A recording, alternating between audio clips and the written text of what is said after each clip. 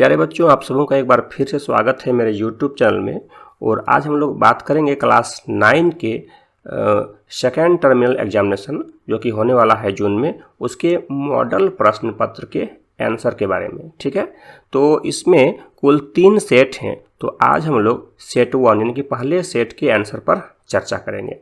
ठीक है, और ये जो एग्जाम लिया जाएगा यह लिया जाएगा झारखंड शैक्षिक अनुसंधान एवं प्रशिक्षण परिषद रांची झारखंड के द्वारा, यानी कि झारखंड बोर्ड के द्वारा ये परीक्षा ली जाएगी। तो अब देखिए, सबसे पहले हम लोग बात करते हैं कि आज जो हम लोग बात करेंगे वह क्लास 9 के साइंस यानी कि विज्ञान के सेट 1 पर चर्चा करेंगे। इसमें फुल मार्क्स है कितना, 40 नंबर का ये है, और समय आपको मिलेगा 1.5 घंटा। ठीक है, इसमें कुछ निर्देश दिया हुआ है। निर्देश है कि परीक्षार्थी यथासंभव अपने शब्दों में ही उत्तर दें।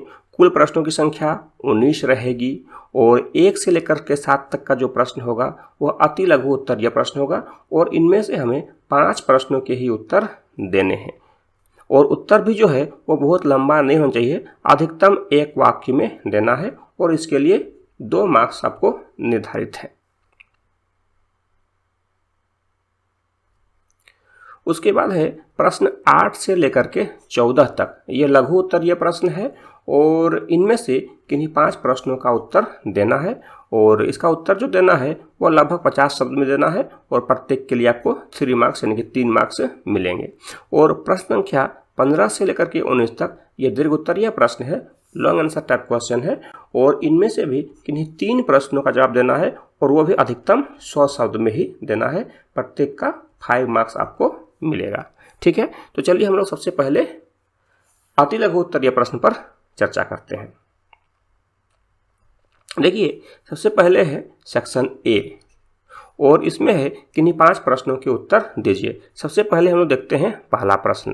पहला प्रश्न क्या है, ऊर्जा और शक्ति का एसआई मात्रक लिखिए। तो ऊर्जा का एसआई मात्रक क्या होता है? ऊर्जा का एसआई मात्रक होता है जूल, जिसे हम लोग अंग्रेजी के जे अक्षर से दिखाते हैं। और शक्ति का जो एसआई मात्रक होता है, शक्ति का एसआई मात्रक होता है वाट, जिसे हम लोग अंग्रेजी के डब्ल्यू से दिखाते हैं। तो हम यहाँ उत्तर लिख सकते हैं, ऊर्जा का एसआई मात्रक जूल होता है और शक्ति का एसआई मात्रक वाट होता है। ठीक है, अब देखिए दूसरा प्रश्न। दूसरा प्रश्न है, किसी ध्वनि तरंग की तरंग दैर्घ्य तथा आवृत्ति उसके वेग से किस प्रकार संबंधित है? तो इसका एक फॉर्मूला है। फॉर्मूला क्या है? फॉर्मूला है v equal to n lambda. v equal to n lambda, जहाँ v क्या है? तरंग का वेग, n क्या है? तरंग की आवृत्ति, और लेमडा है तरंग दैर्घ्य। ठीक है, तो ये क्या है? तरंग के वेग, उसकी आवृत्ति और तरंग दैर्घ्य के बीच एक संबंध है। अब देखिए हम लोग बात करते हैं तीसरा प्रश्न। H2O यानी कि जल का आणविक द्रव्यमान का परिकलन करें। जल का आणविक द्रव्यमान हमें निकालना है। तो आणविक द्रव्यमान निकालेंगे कैसे? बहुत ही सिंपल है इसको निकालना। सबसे पहले देखिए हम लोग हाइड्रोजन का परमाणु द्रव्यमान लिख लेंगे।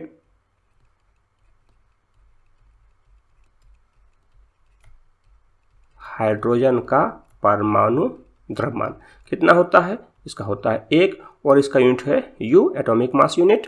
और ऑक्सीजन का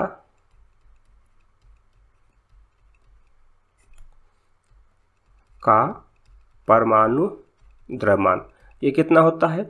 तो ऑक्सीजन का परमाणु द्रव्यमान होता है 16 एटॉमिक मास यूनिट। ठीक है, तो अब हम क्या करेंगे? जल का आणविक द्रव्यमान निकालेंगे। तो H2O का आणविक द्रव्यमान, अब ध्यान दीजिए इसमें H2O में हाइड्रोजन का 2 परमाणु है, तो 2 गुना 1 AMU प्लस ऑक्सीजन का 1 परमाणु है, तो हम यहाँ लिखेंगे 16 यानी कि 16 U। तो इस तरह से ये कितना हो जाएगा? 18 U। तो H2O का आणविक द्रव्यमान हो गया 18 एटॉमिक मास यूनिट। ठीक है, अब देखिए चौथा प्रश्न है, 1 मोल से आप क्या समझते हैं? 1 मोल क्या है? तो देखिए 1 मोल पदार्थ की वह मात्रा है जिसमें कणों की संख्या कार्बन 12 के ठीक 12 ग्राम में उपस्थित परमाणुओं की संख्या के बराबर होती है। अर्थात अगर हम बात करते हैं कार्बन 12, तो कार्बन 12 के 12 ग्राम में, कार्बन 12 ग्राम में जितना परमाणु होगा उसे ही हम लोग 1 मोल कहेंगे। तो वह कितना होता है? वह होता है 6.022 इंटू 10⁻23 और इसे ही हम लोग एवोगाड्रो नंबर भी कहते हैं। ठीक है। अब चलिए हम लोग बात करते हैं पांचवा प्रश्न है नाइट्रोजन स्थिरीकरण किस जीवाणु के द्वारा किया जाता है? तो नाइट्रोजन स्थिरीकरण राइजोबियम नाम का जीवाणु द्वारा किया जाता है। कौन सा? राइजोबियम।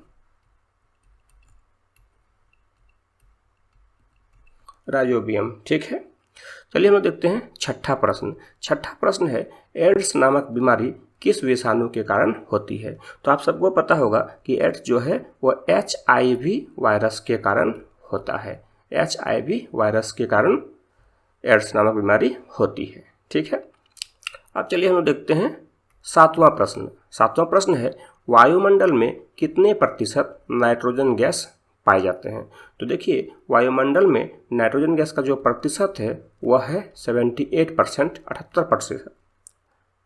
वो है 78% यानी कि 78%। सबसे अधिक नाइट्रोजन गैस ही पाया जाता है और इसका मात्रा है 78% और उसके बाद होता है ऑक्सीजन का प्रतिशत, वो होता है 21%। ठीक है। तो इस तरह से हमारा सेट 1 कंप्लीट हो गया। अब चलिए हम लोग देखते हैं सेट 2 का क्वेश्चन यानी कि सेक्शन 2 का क्वेश्चन जो कि लघु उत्तरीय प्रश्न है।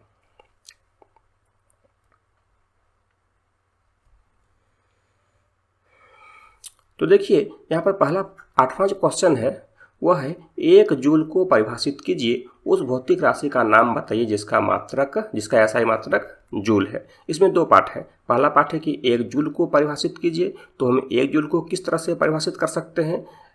देखिए 1 जूल कार्य की वह मात्रा है जब किसी वस्तु पर 1 न्यूटन का बल लगकर उसमें 1 मीटर का विस्थापन कर सके। यानी हम कह सकते हैं कि यदि किसी वस्तु पर 1 न्यूटन का बल लगकर बल की दिशा में 1 मीटर का विस्थापन हो तो उस वस्तु पर किया गया कार्य 1 जूल के बराबर होता है। ठीक है। अब उस भौतिक राशि का नाम बताइए जिसका SI मात्रक जूल है। तो देखिए ऊर्जा का भी SI मात्रक जूल है और कार्य का भी SI मात्रक जूल है। हम यहाँ पर दोनों में से किसी एक का नाम लिख सकते हैं। अब देखिए अगला क्वेश्चन देखते हैं 9। किसी दिए हुए माध्यम में एक ध्वनि तरंग की आवृत्ति 220 हर्ट्ज है और वेग 440 मीटर प्रति सेकंड है, तो इसकी तरंग दैर्ध्य की गणना कीजिए। तो देखिए इसके लिए एक फॉर्मूला है। फॉर्मूला क्या है? V = होता है n लैम्डा, जैसा कि हम लोगों ने अभी कुछ देर पहले देखा था, जहाँ V क्या है? वेग, n आवृत्ति और लैम्डा है तरंग दैर्ध्य। तो अगर हम बात करते हैं इस क्वेश्चन में तो हमें तरंग दैर्ध्य निकालना है। क्या करना है? तरंग दैर्ध्य निकालना है। तो हम क्या करेंगे? इस जगह से हम तरंग दैर्ध्य निकालेंगे। तो कैसे निकालेंगे? लैम्डा = हो जाएगा V/n। V मतलब वेग। तो यहाँ पर देखिए वेग कितना दिया है? 440 मीटर पर सेकेंड और आवृत्ति वो कितना दिया है? 220 हर्ट्ज। तो इसको हम अगर शॉर्ट काटते हैं, कैंसिल करते हैं, 0 से 0 कट गया और ये हो जाएगा हमारा 2। तो इस तरह से निकल जाएगा 2 और ये क्या निकला है? वेवलेंथ तरंग दैर्ध्य। तो उसका SI मात्रक हो जाएगा मीटर। तो यहाँ पर क्या करेंगे? उसकी तरंग दैर्ध्य कितनी होगी? उसकी तरंग दैर्ध्य होगी 2 मीटर। अब देखिए 10वां प्रश्न 46 ग्राम सोडियम परमाणु में कणों की संख्या ज्ञात करें। यह बहुत ही अच्छा प्रश्न है। तो यहाँ पर क्या है? परमाणु में कणों की संख्या हमें ज्ञात करनी है। तो देखिए इसमें क्या है कि परमाणु के कणों की संख्या का एक सिंपल सा फॉर्मूला है। वो फॉर्मूला क्या है? तो परमाणु में कणों की संख्या जो है, कणों की संख्या, उसका एक सिंपल सा फॉर्मूला है।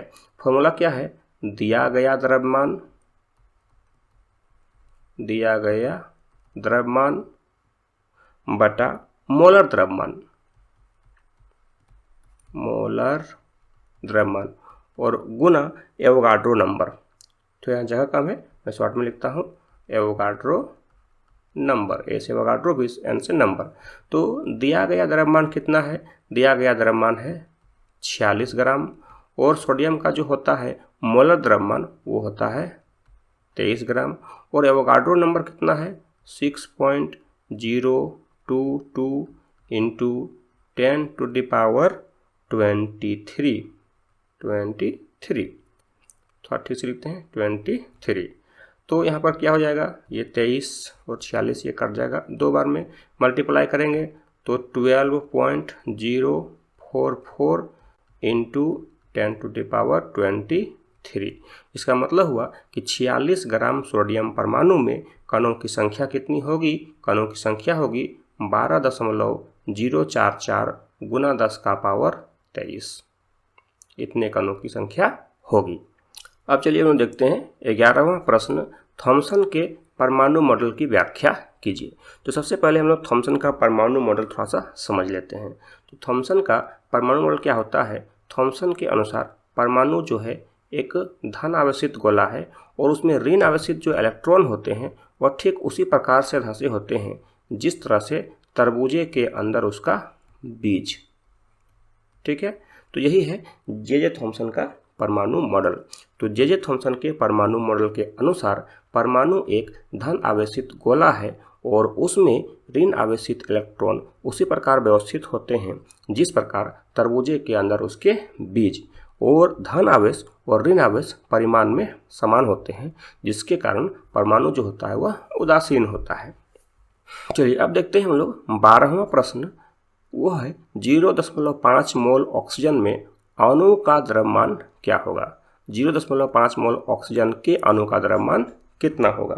ठीक है, तो आणविक द्रव्यमान निकालने का एक सिंपल सा फॉर्मूला है इसके लिए भी। तो इसको निकालेंगे कैसे, इसको निकालने का भी एक सिंपल सा फॉर्मूला है। 0.5 मोल ऑक्सीजन के अणु का द्रव्यमान 0.5 मोल ऑक्सीजन के अणु का द्रव्यमान कितना होगा। तो उसके लिए हम क्या करना पड़ेगा, मोलर द्रव्यमान किसका, ऑक्सीजन का, उसको हम गुणा करेंगे मोल की संख्या से, मोलों की संख्या। तो मोलर द्रव्यमान कितना होता है ऑक्सीजन का, हम सभी जानते हैं कि ऑक्सीजन का जो मोलर द्रव्यमान होता है वो होता है 32U। और यहाँ पर मोल की संख्या कितना दिया हुआ है, मोल की संख्या दी हुई है 0.5। जब हम इसे गुना करेंगे तब ये कितना हो जाएगा, ये हो जाएगा 16U। इसका मतलब हुआ कि 0.5 मोल ऑक्सीजन के अणु का द्रव्यमान कितना होगा 16U, U मतलब एटॉमिक मास यूनिट। ठीक है, 13वां प्रश्न है प्रतिरक्षीकरण क्या है। जब किसी वैक्सीन के टीके का उपयोग शरीर के अंदर सूक्ष्म जीवों को मारकर या उनके प्रवेश पर रोक लगाते हैं तो इससे शरीर की प्रतिरोध क्षमता बढ़ जाती है। शरीर में रोग से लड़ने की क्षमता का विकास करने की इसी प्रक्रिया को प्रतिरक्षीकरण कहते हैं और इसे अंग्रेजी में हम लोग कहते हैं इम्यूनाइजेशन। ठीक है, अब चलिए हम देखते हैं 14वां प्रश्न।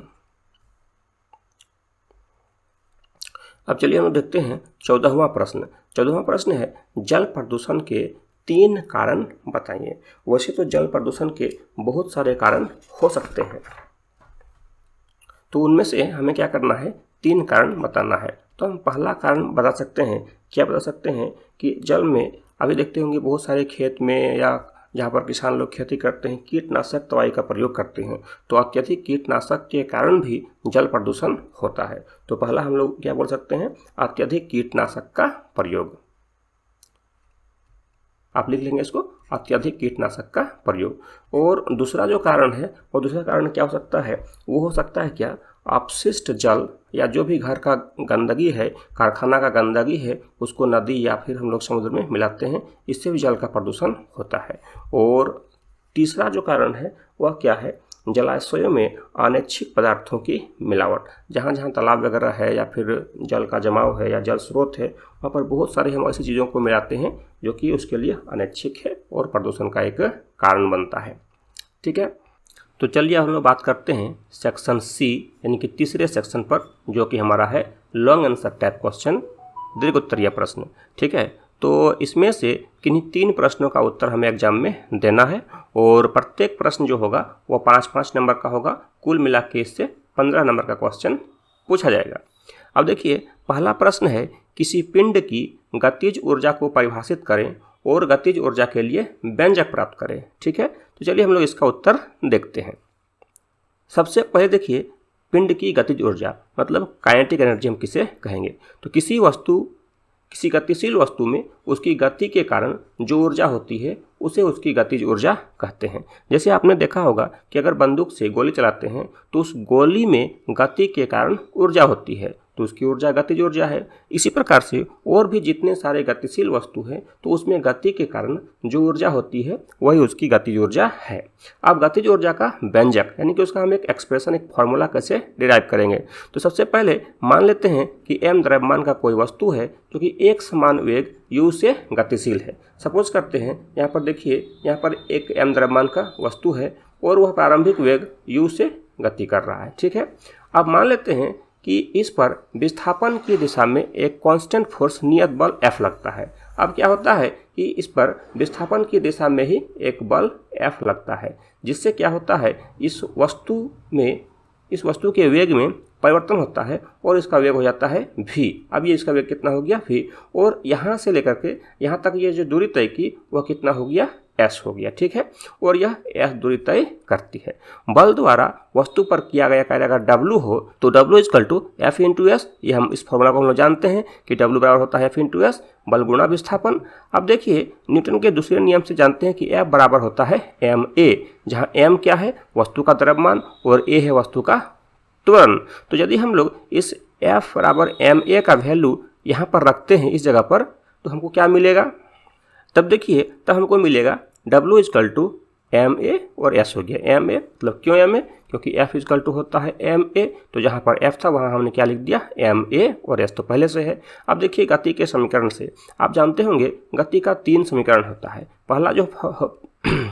पहला जो है वह है v equal to u plus at।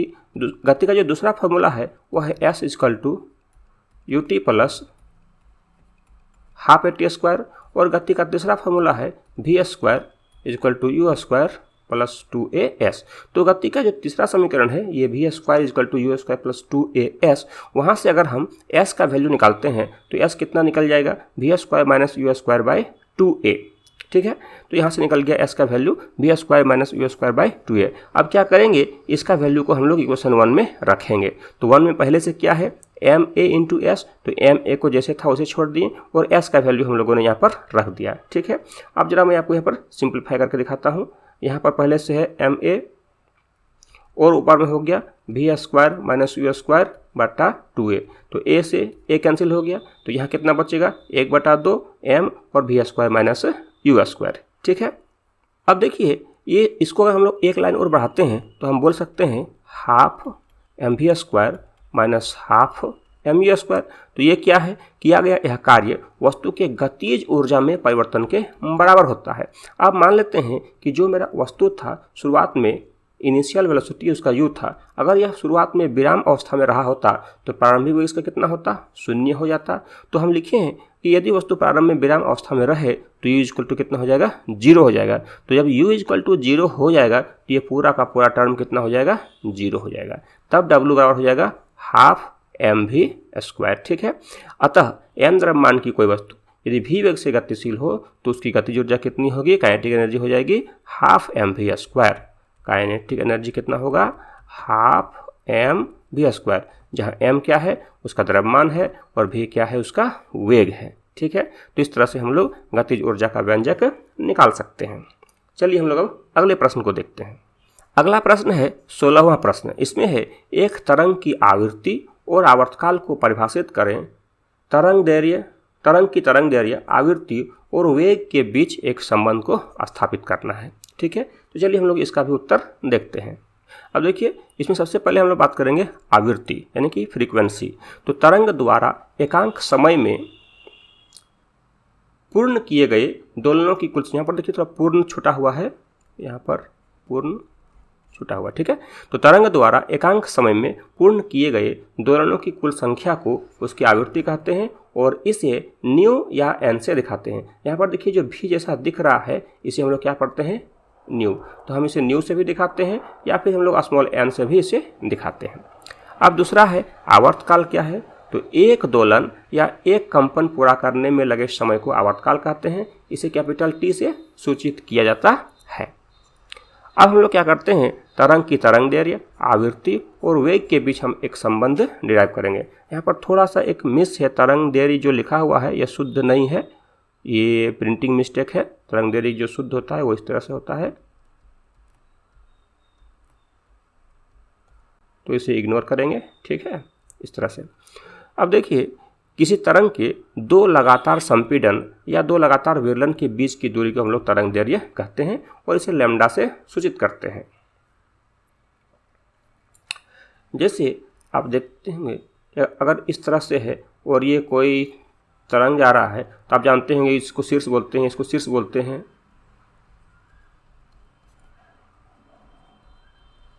और नीचे इसको हम लोग गर्त बोलते हैं।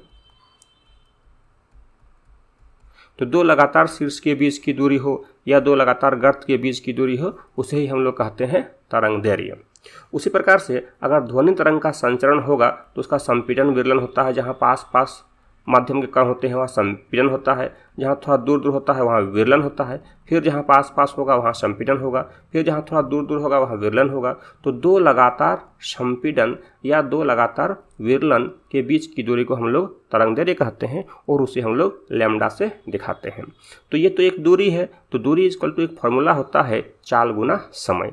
तो लैम्डा इक्वल टू कितना हो जाएगा, इसलिए लैम्डा इक्वल टू हो जाएगा तरंग का चाल गुना समय। तो तरंग का चाल को हम दिखा रहे हैं v से, और ये जो समय है तो ये आवर्तकाल के बराबर है। तो आवर्तकाल इक्वल टू होता है 1/आवृत्ति। आवर्तकाल इक्वल टू होता है 1/आवृत्ति।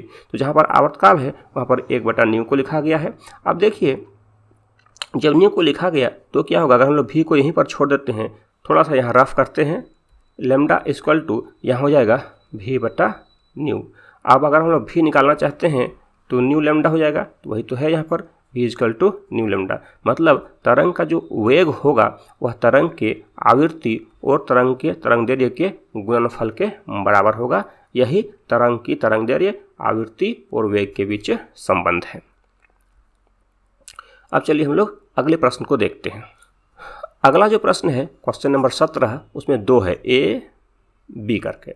तो ए में है समस्थानिक से आप क्या समझते हैं, उदाहरण के साथ व्याख्या करें, और बी में है समस्थानिक के कोई 3 उपयोग लिखना है। चलिए हम लोग इसका उत्तर भी देख लेते हैं। तो सबसे पहले हम लोग बात करते हैं समस्थानिक क्या है। तो एक ही तत्व के वैसे परमाणु जिनकी परमाणु संख्या समान किंतु द्रव्यमान संख्या भिन्न भिन्न हो उन्हें एक दूसरे का समस्थानिक कहते हैं। जैसे कार्बन 12 और कार्बन 14 एक दूसरे के समस्थानिक हैं। इन दोनों का जो परमाणु संख्या है वो 6 ही है, समान है दोनों का, लेकिन द्रव्यमान संख्या की बात करते हैं तो दोनों का द्रव्यमान संख्या भिन्न भिन्न है। समस्थानिक के उपयोग, तो देखिए यूँ तो समस्थानिक के बहुत सारे उपयोग हैं, लेकिन हमें यहाँ 3 उपयोग पूछा गया है तो हम 3 पर ही बात करेंगे। पहला है कैंसर के इलाज में कोबाल्ट के समस्थानिक का उपयोग होता है। दूसरा घेघा रोग के इलाज में आयोडीन के समस्थानिक का उपयोग होता है। और तीसरा परमाणु भट्ठी में यूरेनियम के समस्थानिक का उपयोग होता है। तो इस तरह से ये समस्थानिक के कुछ 3 उपयोग हो गए। अब चलिए हम लोग 18वां प्रश्न देखते हैं। 18वां प्रश्न है जल चक्र का आरेख चित्र बनाते हुए व्याख्या करें। तो जल चक्र का आरेख चित्र बनाना है और उसकी व्याख्या भी करनी है। चलिए हम लोग इसको देखते हैं। देखिए जल चक्र का आरेख चित्र और उसकी व्याख्या, तो देखिए सिंपल सा चीज़ है। ये जलाशय है, ये क्या है, जलाशय है। इसमें समुद्र, तालाब, कुएं सारा कुछ आ जाएगा। और ये हमारा सूर्य है, कुछ पेड़ पौधे भी हैं,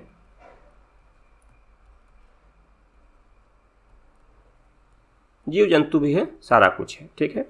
तो इस सूर्य के गर्मी से जलाशय का जो जल है वह वाष्प बन के ऊपर उठता है और क्या हो जाता है, यह बादल का रूप ले लेता है। जब यह बादल ऊपर जाता है तो जैसे जैसे ये ऊपर जाएगा वैसे वैसे इसका तापमान कम होगा और एक समय जाने के बाद फिर से यह बादल संघनित होकर के जल के रूप में फिर से ज़मीन में बरसता है और फिर ये कहाँ चला जाता है, जलाशय में चला जाता है। पेड़ पौधों के पत्तों के द्वारा भी वाष्पोत्सर्जन होता है, यह भी चला जाता है आसमान में और फिर इसी प्रक्रिया के द्वारा यह भी फिर पुनः वापस जल के रूप में ज़मीन में गिर जाता है। तो यही जल चक्र है और जल चक्र का स्पष्ट चित्र आप मेरे स्क्रीन पर देख सकते हैं। अब चलिए हम लोग बात करते हैं अगला प्रश्न। अब देखिए अगला प्रश्न है 19वां प्रश्न, संक्रामक तथा असंक्रामक रोगों में उदाहरण देकर अंतर स्पष्ट करें। तो हमारे पास दो रोग है, संक्रामक रोग और असंक्रामक रोग। इन दोनों का परिभाषा उदाहरण के साथ हम लोग स्पष्ट करेंगे। चलिए हम लोग देखते हैं। तो देखिए संक्रामक रोग, असंक्रामक रोग, इन दोनों में मुख्य अंतर क्या है। तो वैसे रोग जिनके तात्कालिक कारक सूक्ष्मजीव होते हैं और यह एक जीव से दूसरे जीव में फैल सकते हैं, उन्हें हम लोग संक्रामक रोग कहते हैं। लेकिन असंक्रामक रोग क्या है कि वैसे रोग जो एक जीव से दूसरे जीव में नहीं फैलते हैं, उन्हें असंक्रामक रोग कहते हैं। संक्रामक रोग का एग्जाम्पल क्या है, खांसी, जुकाम, डेंगू, एड्स, हैजा, टीबी इत्यादि। असंक्रामक रोग में है जॉन्डिस, कैंसर इत्यादि। आज की वीडियो में इतना ही। अगली वीडियो में हम लोग सेट 2 के सारे क्वेश्चन आंसर पर चर्चा करेंगे। अगला वीडियो आपसे मिस ना हो इसलिए चैनल को आप सब्सक्राइब कर लें। तो फिर मिलते हैं अगली वीडियो में, तब तक के लिए जय हिंद।